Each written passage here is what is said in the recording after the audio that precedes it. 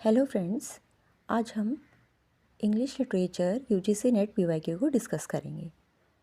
Question है, traces of the morality plays are discernible in a play like doctor fosters.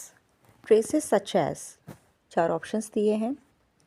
तो इस question को solve करने के लिए सबसे पहले हमें पता होना चाहिए कि ट्रेसेस क्या होते हैं। कि कुछ फीचर्स दिखने, कुछ एविडेंस दिखना, कुछ फीचर्स देखना, ठीक है। तो कुछ features of the morality play तो अब हमें पता होना चाहिए मोरालिटी प्ले क्या होता है। आर डिसर्नेबल, हमें डिसर्नेबल का मीनिंग थोड़ा पता होना चाहिए। इन a play like doctor fosters की समरी पता होना चाहिए। तो ये चार चीज़ें हमें पता ही होना चाहिए। ट्रेसेस का मीनिंग, डिसर्नेबल, मोरालिटी प्ले क्या होते हैं और डॉक्टर फॉस्टर्स, ये चार चीज़ें।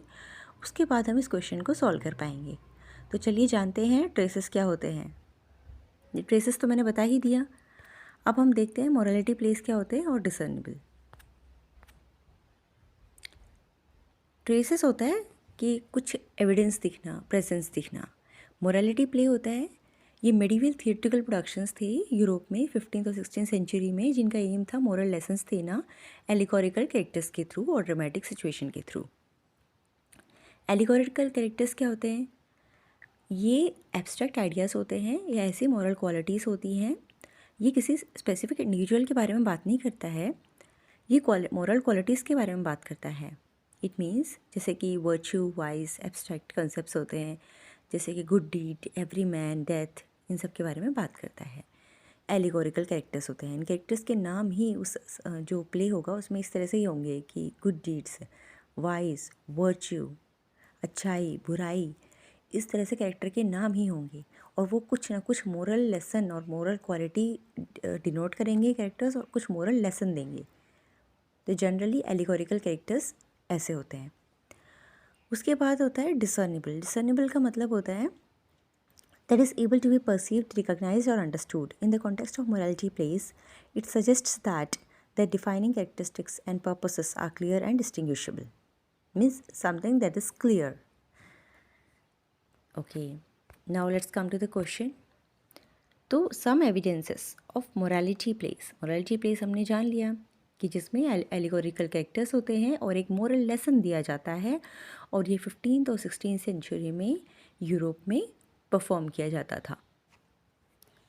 तो इस मोरालिटी प्लेस को ऐसे याद रखना कि मोरल लेसन देते हैं, मोरल से, ठीक है, क्या अच्छा है, क्या सही है, क्या गलत है। The some evidences of morality plays are clearly seen. Discernible means clearly seen.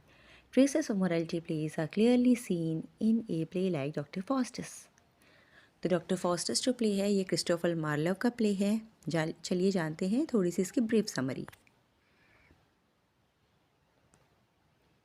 Christopher Marlowe's Dr. Faustus, published in late 16th century, tells the story of a brilliant scholar who, dissatisfied with conventional knowledge, makes a pact with the devil, Mephistopheles, exchanging his soul for unlimited knowledge and worldly pleasures. ये doctor Faustus 16th century में लिखा गया play है, Christopher Marlowe ने लिखा है। इसमें एक स्टोरी होती है, एक ब्रिलियंट स्कॉलर है, बहुत इंटेलिजेंट स्कॉलर है, वो फिर भी डिससेटिस्फाइड है अपनी नॉलेज से, और वो एक एग्रीमेंट साइन कर लेता है डेविल के साथ। डेविल का नाम है मेफिस्टोफेलिस, और उसे कहता है कि मुझे अनलिमिटेड नॉलेज और वर्ल्डली प्लेजर चाहिए, उसके लिए आप मेरी सोल को भी ले लो। Faustus enjoys his newfound powers, but unlimited faces damnation. Damnation means suffering due to sinful action. So he faces that damnation and he realizes the consequences of his actions. Marlowe, a prominent Elizabethan playwright and contemporary of Shakespeare, explores themes of ambition, power, and consequence of overreaching in his tragic play. तो हमें इससे, ये जो हमने summary पढ़ी है, इससे हमें 3-4 चीज़ें पता चली हैं। आइए पॉइंट्स में समझते हैं। डॉक्टर फॉस्टस ने लिखा है प्ले, डॉक्टर फॉस्टस प्ले लिखा है क्रिस्टोफर मार्लोव ने। इसमें जो डेविल कैरेक्टर है वो मेफिस्टोफेलिस है, 16th सेंचुरी में लिखा गया है।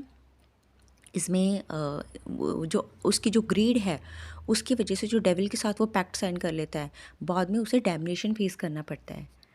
ये इसमें बताया गया है और ये एक एलिज़ाबेथन पीरियड में लिखा गया है और शेक्सपियर के बाद लिखा गया है, क्योंकि क्या लिखा है यहाँ, contemporary of Shakespeare.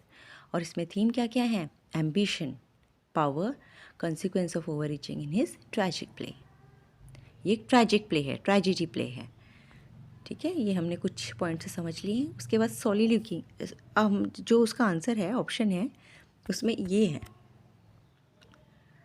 Second option correct answer है।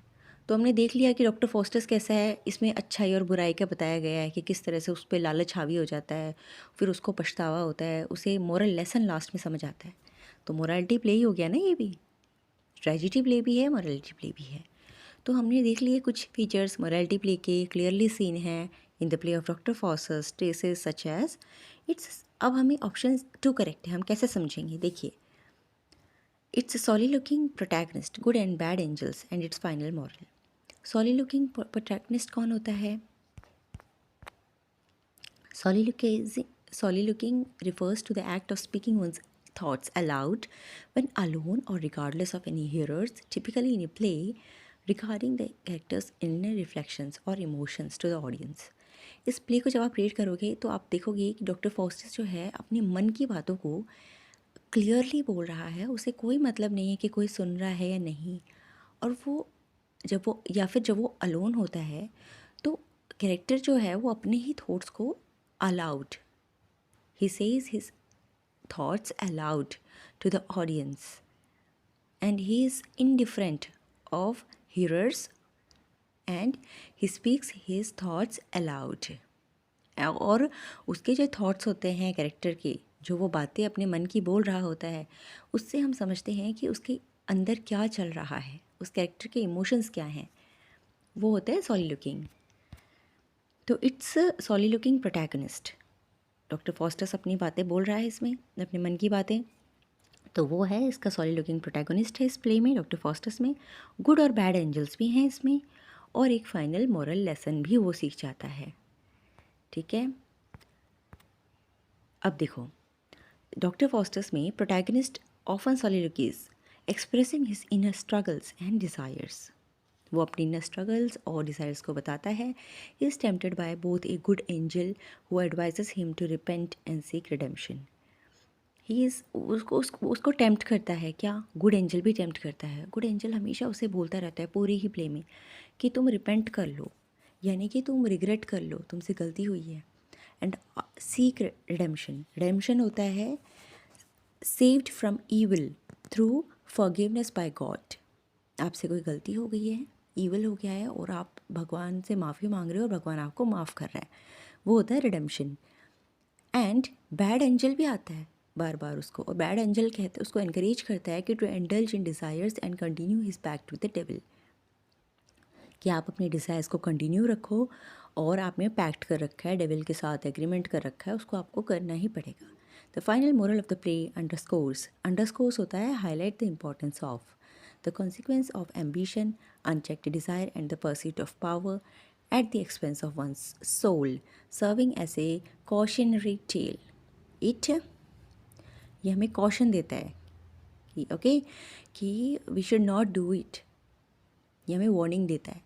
So it's a cautionary tale against the dangers of selling one's morality for worldly pleasures, कि आप में जो मोरालिटी है आप उसको कभी मत बेचो आपको वर्ल्डली गेंस के लिए, कि दुनिया की जो ये एक्सटर्नल चीज़ें हैं, प्लेजर हो गया, वेल्थ हो गई, इन सबको लेने के लिए आप अपनी मोरालिटी को मत बेचो, आप अपने प्रिंसिपल्स को मत बेचो, यू शुड बी मॉरल।